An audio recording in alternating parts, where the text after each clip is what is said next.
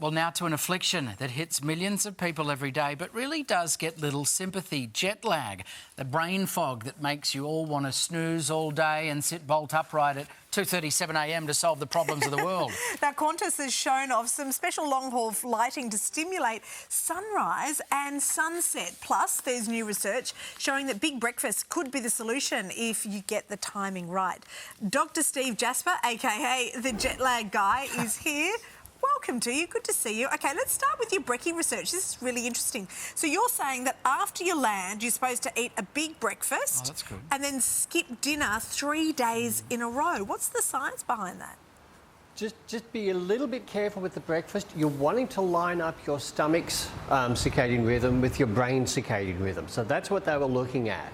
And the study was looking at a time zone difference of about 6 hours. And if you're flying, say, to Paris, that's a 9-hour difference. So you might want to be a little bit careful, but using your stomach as well as your eyes to reset your circadian rhythm. So just be a little bit careful. And, you know, if you feel you can eat it, that you absolutely should have a nice big breakfast. But if you really feel you can't, hold off for a little bit. But definitely a big breakfast will help you if you can eat it. Get your circadian rhythm into the new time zone. Doctor, I'm certainly on board with phase one of that of that question, but then I'm just looking here at skipping dinner 3 days in a row. That brings up feelings of what I'll describe as horror.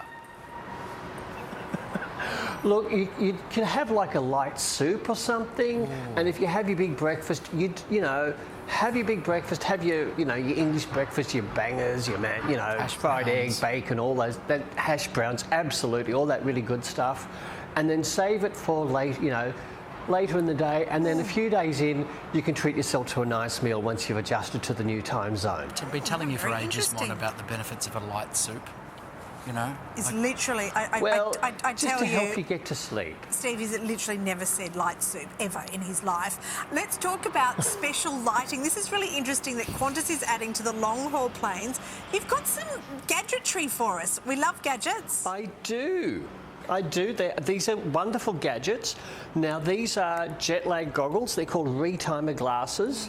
My dad's got a pair of sunglasses invented in Australia. Yeah, they're cancer council and they're issued. made in Australia. They're very fetching on you. It looks like I'm going to Steve. a rave, actually. Yeah. Because they've got green lights in them. Have you ever been to a rave, This is Steve? a world exclusive. I'm going to plead the Fifth Amendment on that. Wise. But here's the new version, which is not before seen, but this is the new one. A bit lighter, but the lights are very strong. More futuristic. Oh, and they light up, do they? Wow. They light, yes. They shine blue-green lights into your eyes. So if you think of your computer or your phone when it goes into night mode, everything goes a bit reddish. That's because the blues and greens light wake you up. So that's what these do. They wake you up. And so if you're feeling a bit drowsy in the middle of the day, or say you're flying to Paris and you want to be aligning yourself to Paris time, you put these on at night time when it's daytime in Paris. Or if you're somewhere like I was in Denmark in the middle of winter, this will help because there's not a lot of sunlight there. So Doctor, for viewers who are watching and they might be catching a long-haul flight tomorrow, what are the steps that they can take to reduce jet lag? Okay, well, the big one, first of all, is adjust your schedule as much as you can. So for Paris, stay up late and sleep in, because Paris is 8 hours behind us right now because they're on daylight saving. So that's the big one, scheduling. Second one is knowing your own body type and factoring the direction. So I'm a night owl. I like to be up at the crack of noon. And my last overseas trip was Paris. Crack of noon, I like that. Not for the Olympics, sadly. But I could fly off to Paris and I'd be getting off the plane and I'd be fine, because as a night owl, it's easy for me to fly west. Flying home, I had to do everything. It was much harder. I had to throw everything at it, including these guys, to get back into the time zone. So for most of us, east is a beast, west is best. Unless you're a real morning person and you're one of those people up at 5 o'clock jogging, you might be the other way round.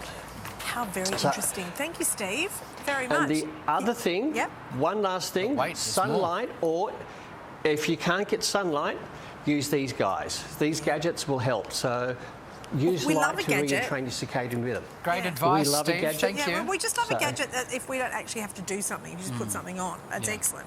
Good It's right advice. up our alley. Right up our There alley. you go. Thank Thanks, you, Steve. Steve. You would have been. Have you been to a Thank rave? you. I've been to a rave. Yeah, recently? Shut up. Have you? You can't just say shut up. Have you? Long time ago, I had enough energy for such things, Monique. Well, a Melbourne jazz musician is hitting